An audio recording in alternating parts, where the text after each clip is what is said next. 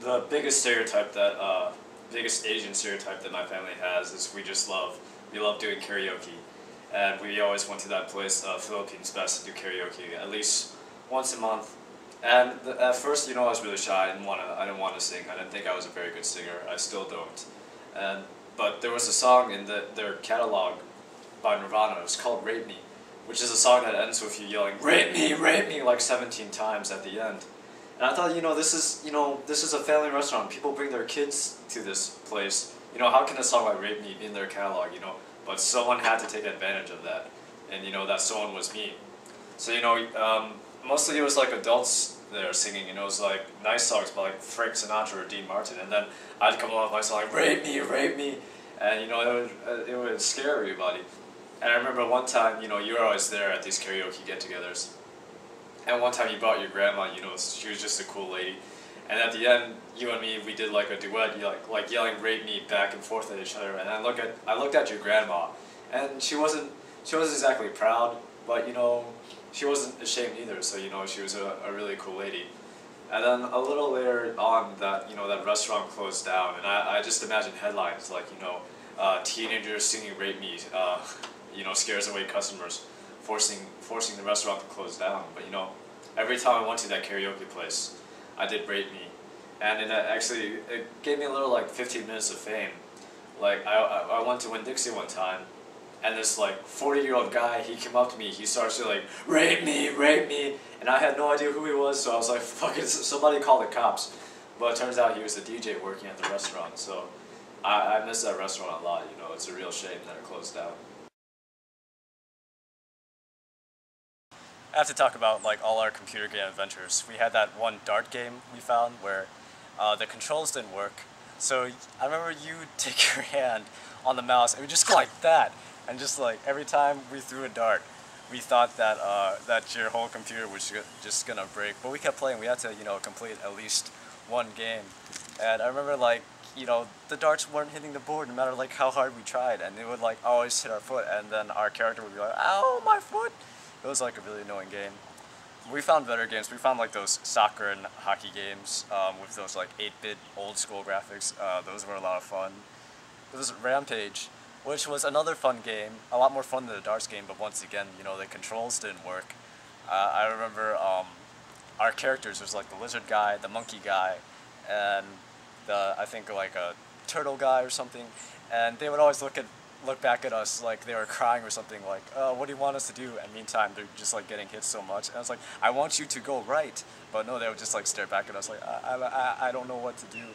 And so, but the great thing about that game is why we didn't mind the controls not working is you could keep inserting coins into the game, so you had like a limited continues. So we just like played that game for like 5 hours, probably drinking like Pepsi Blue or something.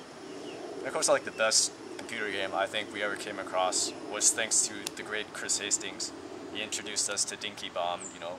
I had so much fun with that game, and I think a lot of the fun was, you get to talk to the people you're playing with.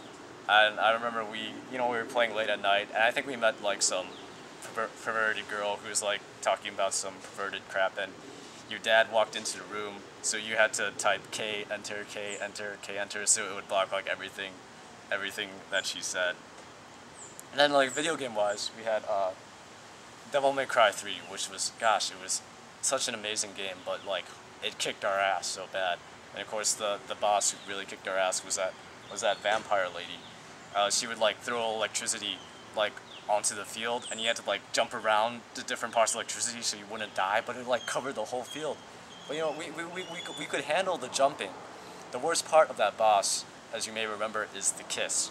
When she would come up, when she would just grab you and kiss you, and suddenly her health bar went all the way back up, and yours would go like, you'd be almost dead. And that was just, you had to start that boss fight all over. So this was the part where we became more than just friends. We were like, like partners, like really working together, like how can we beat this boss? And we went back and we played like all the old levels, like getting like a lot of money so we could buy like more health, more healing items, buy more attacks, more weapons, and more guns. And we spent like 2 hours just getting stronger and stronger, and like making sure we had like enough strength to beat this boss. But no matter how strong we got, it was like that kiss, that one fucking kiss would like always get us, and then it was like, fuck, we gotta like start all over, man. And then, but you know, we finally had like a rapport going on where I would tell you, watch out for the kiss is coming. You know, we were such like dorks, like to say, watch out for the kiss. And then we finally beat the boss, and then you know that's the part where video games are the best, when you work so hard to like beat a boss, and when you get that, it's just the most satisfying feeling ever, you know. And then you know when you beat that boss, you get her as a weapon. You know, that guitar, you know, is so amazing, and you know it's just I still think it's like one of the best games ever. And you were a lot better at that game than I was though. Like I died on the sharp spinning columns, man.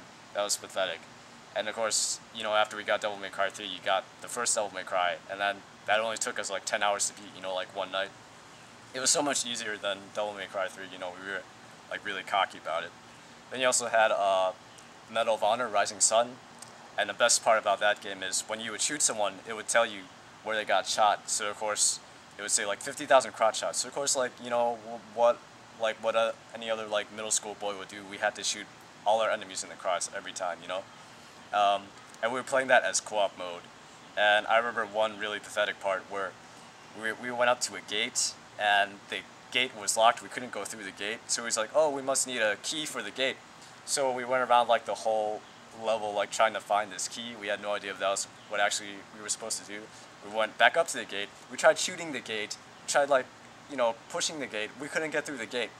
Finally, we noticed there was crates right next to the gate, so we could just like jump onto the crates and jump over to the other side of the gate. And it took us like, I'd say like 2 hours to figure that out. It was really sad, man. But yeah, that was a fun game. And then we had the, you know, the NBA games. And what made those games a lot of fun was when you could turn fouls off, and we just like fouled back and forth, and so nobody like ever made a basket because we were just too busy like fouling. Of course, the best computer game of all time was Wheel of Fortune.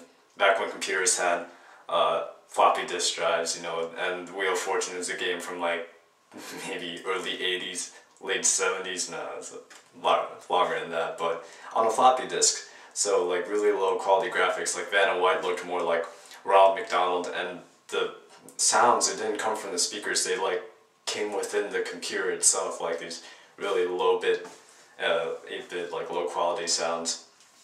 So you know, we were playing together and we made it to the final round, and the category was place, and you know, we had R, S, T, L, and E.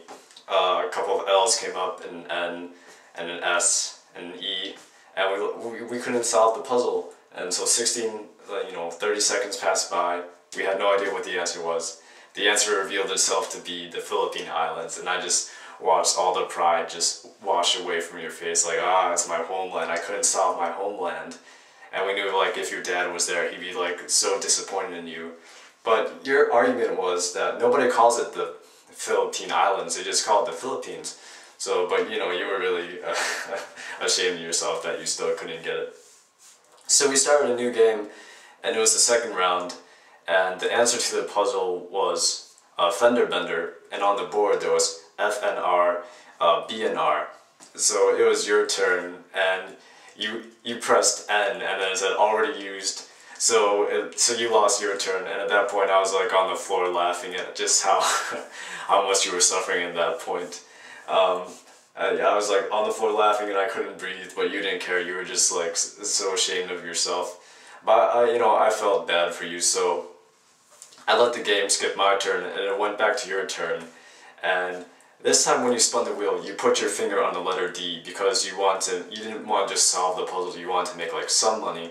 So you had your finger ready to press D, the wheel spun round and round, but it landed on bankrupt. So once again I was on the floor just laughing, I couldn't breathe. And at this point, you were taking pleasure in my suffering, and I was taking pleasure in your suffering. Suddenly you found it really funny that I couldn't breathe, so now we were both laughing at each other. So that has to be my all-time favorite memory of you.